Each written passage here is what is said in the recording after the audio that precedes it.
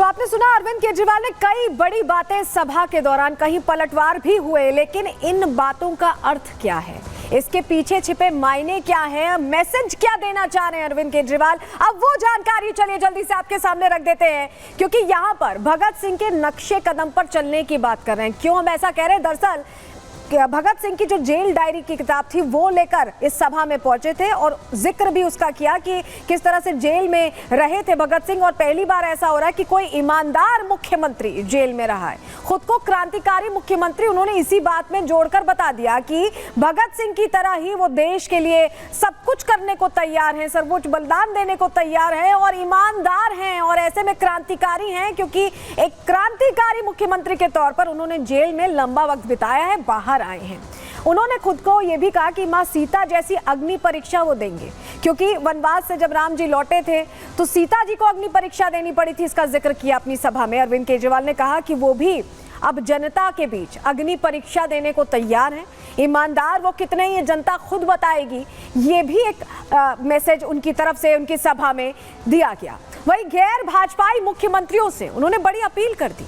उन्होंने ये कहा कि जो भी गैर भाजपाई मुख्यमंत्री जा रहे हैं, जेल जा रहे हैं, जैसे हेमंत सोरेन गए थे, वो इस्तीफा देके गए थे, चंपई सोरेन को कुर्सी देके गए थे। अरविंद केजरीवाल का ये कहना है कि कोई भी गैर भाजपाई मुख्यमंत्री अगर जेल जाता है तो वो इस्तीफा ना दे, ये नसीहत दे दी उन्होंने।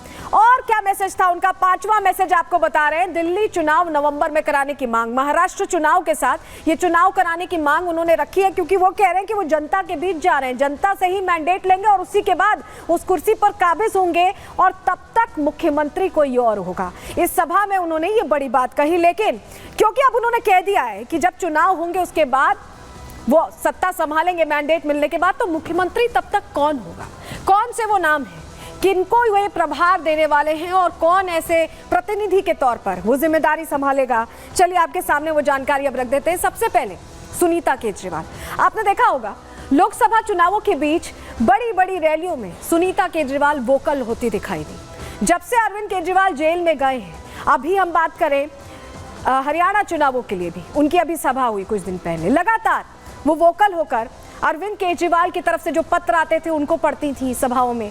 तो ये एक फोकस्ड है कि उनको आगे करने की बात कही जा रही है, उनको उस जगह पर बैठाने की बात कही जा रही है। दूसरा नाम कौन सा है?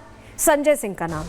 राज्यसभा सांसद हैं और फायर ब्रांड नेता आम आदमी पार्टी के माने जाते हैं, क्योंकि इनको लेकर लगातार ये कहा जाता है कि जवाब बहुत अच्छे से देते हैं। और एक तरह से जब अरविंद केजरीवाल अंदर थे, संजय सिंह बाद में गए थे, तो उसके दौरान भी उन्होंने तमाम जो वार पलटवार का दौर चलता है या आम आदमी पार्टी की जो फेस सेविंग है वो सब संजय सिंह करते दिखाई दिए थे, और ऐसे में उनका नाम भी है और यही वजह है कि वो यहाँ पर हो सकते हैं कैंडिडेट के तौर पर। तीसरा नाम किसका है? आतिशी सिंह का, कैबिनेट मंत्री, और इनका नाम सबसे ज्यादा चल रहा है।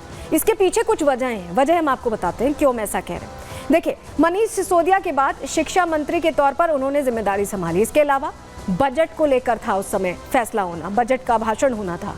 आतिशी सिंह सीन में आती हैं, जबकि मनीष सिसोदिया वो प्रभार संभाल रहे थे, लेकिन क्योंकि वो अंदर चले गए थे, तिहाड़ चले गए थे पूरे शराब घोटाले मामले में, तो आतिशी सिंह ने बजट की भी वो जिम्मेदारी संभाली थी। इसके अलावा आतिशी सिंह दिल्ली सरकार में शिक्षा, पीडब्ल्यूडी, संस्कृति और पर्यटन मंत्री हैं। और इसके अलावा केजरीवाल ने जब 15 अगस्त के भाषण देने की बात हुई थी, आपको याद होगा, इसको लेकर रस्साकशी का माहौल चला था, तो उस दौरान केजरीवाल ने खुद कहा था कि झंडा फहराएंगे आतिशी। उन्होंने नाम आतिशी का दिया था, यानी उनकी भरोसेमंद है और यही वजह है कि आतिशी का नाम सबसे ऊपर चल रहा है।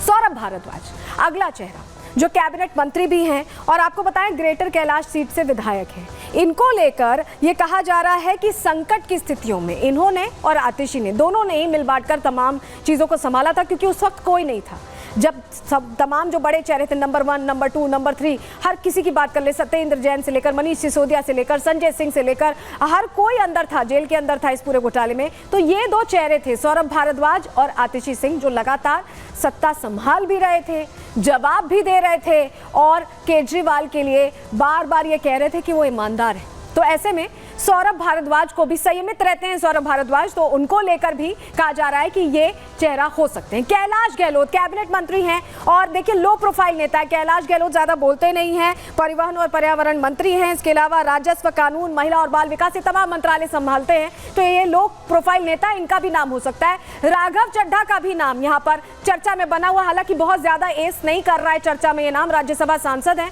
लेकिन हो सकता है कि इनको भी मौका दे। लेकिन सबसे नंबर 1 पर अगर किसी का नाम है तो वो आतिशी सिंह है, और आतिशी सिंह को लेकर ये कहा जा रहा है कि वो हो सकती है मुख्य चेहरा। हालांकि क्या होगा ये पता चलेगा, क्योंकि बैठक की बात कही गई अरविंद केजरीवाल से, लेकिन इस्तीफा आखिर क्यों दिया अरविंद केजरीवाल ने? जब जेल में थे तब नहीं दिया, अब क्यों दिया, क्या वजह है इसकी? चलिए वो जानकारी आपके सामने रख रहे हैं। सुप्रीम कोर्ट से जमानत की कड़ी शर्तें मिली। आपको पता है कि ईडी से पहले जमानत मिल चुकी थी, तब भी शर्तें कड़ी थी, और सीबीआई से जब जमानत मिली है सीबीआई वाले मामले में तो और कड़ी शर्तें हैं। सीएम ऑफिस नहीं जा सकते, यानी अगर सचिवालय नहीं जा सकते हैं तो दस्तखत कैसे होंगे? जो इंपॉर्टेंट फाइल्स हैं दिल्ली की जनता के लिए, जो फैसले लेने हैं, वो कैसे लिए जाएंगे? 5 ही महीने तो बचे हैं चुनाव में, अगर अब भी फैसले नहीं लिए जाएंगे तो क्या होगा? जनता को क्या जवाब देंगे?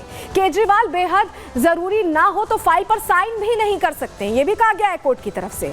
जनता की सहानुभूति हासिल करने की भी ये कोशिश समझी जा सकती है, क्योंकि खुद को जनता का मुख्यमंत्री, कट्टर ईमानदार, इस तरह के शब्दों का इस्तेमाल करके एक दबाव, एक इमेज बनी हुई है अरविंद केजरीवाल की। तो अब जब इस्तीफा दे रहे हैं तो एक तरह से सहानुभूति वो चाहते हैं कि उन्हें मिले। एंटी इनकम्बेंसी कम करने की भी कोशिश है, क्योंकि देखिए लगातार सरकार में रहे हैं अरविंद केजरीवाल, और ऐसे में उन्हें लग रहा है कि हो सकता है कि इससे जनता का फिर से रुख उनकी तरफ हो, उनकी तरफ जनता आ जाए, और जनता के लिए, क्योंकि वो फैसले नहीं कर पा रहे हैं, तो ऐसे में अब उनकी जगह कोई और फैसले ले, क्योंकि 5 महीने बाद उसी जनता के बीच जाना है, सहानुभूति भी मिलेगी, फायदा भी होगा। लेकिन ये दांव कितना असरदार होने वाला है अरविंद केजरीवाल के लिए, ये समझने के लिए रिपोर्ट देखिए।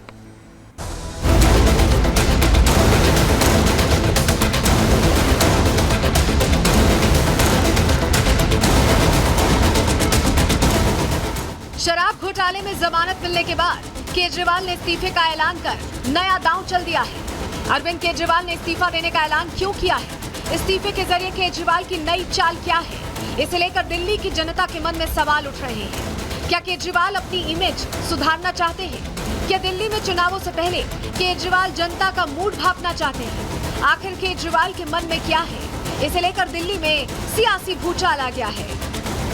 झूठे और बेबुनियाद आरोप लगा के अरविंद केजरीवाल को गिरफ्तार किया आम आदमी पार्टी को खत्म करने के उद्देश्य से, लेकिन वो विफल हो गए। अब केजरीवाल जी जा रहे हैं, जनता से हम प्रमाण पत्र लेकर आएंगे, ईमानदार हैं या गुनहगार हैं ये दिल्ली की जनता तय करेगी। अरविंद केजरीवाल कह रहे हैं, मैं जनता के बीच जाके कहूंगा कि अगर मैं ईमानदार हूं तो मुझे वापस मुख्यमंत्री की कुर्सी पे बिठाइएगा, वरना मत बिठाइएगा।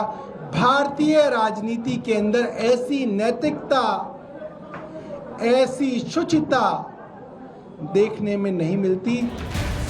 अरविंद केजरीवाल ने अपने इस्तीफे के साथ साथ एक बात और साफ कर दी कि दिल्ली के अगले सीएम की रेस में मनीष सिसोदिया नहीं होंगे। केजरीवाल के इस ऐलान से दिल्ली के नए मुख्यमंत्री को लेकर सस्पेंस और बढ़ गया है। हालांकि बीजेपी केजरीवाल के इस्तीफे को उनकी मजबूरी बता रही है। बीजेपी का दावा है कि सुप्रीम कोर्ट की जमानत की कड़ी शर्तों की वजह से केजरीवाल को मजबूरी में इस्तीफा देना पड़ रहा है। मिसेस हसदेवा, अरविंद केजरीवाल ने बोला है कि वो 2 दिन बाद रेजिग्नेशन देंगे। How do you see that? 2 दिन किस लिए चाहिए? या तो सामान इकट्ठा करना है,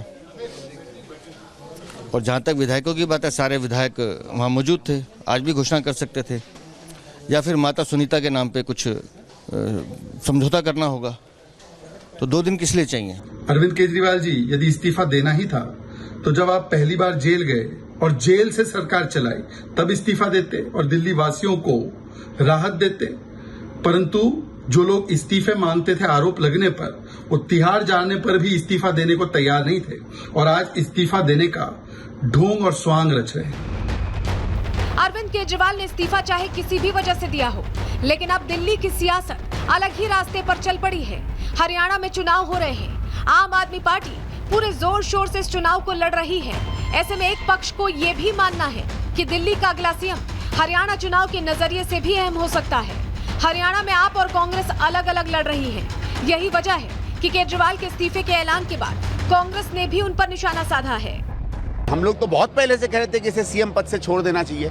जब आपको जेल हो गई थी, भले किसी कारण से हुई, आपको तो बहुत पहले मुख्यमंत्री के पद से छोड़ देना चाहिए था। और अब बचा क्या है? अब इनके जो सीएम पद का छोड़ने का है, ये केवल एक नाटक है। अरविंद केजरीवाल के इस्तीफे के बाद एक बार फिर दिल्ली की सियासत गर्म हो गई है। अब देखना यह है कि अरविंद केजरीवाल एक बार फिर अपनी पार्टी में जोश भर पाते हैं। क्या केजरीवाल का जनता की अदालत में जाने वाला दांव सफल हो पाएगा? ऐसे सारे सवालों के जवाब अब दिल्ली की जनता आने वाले चुनाव में देने वाली है। Bureau report, Republic Bharat.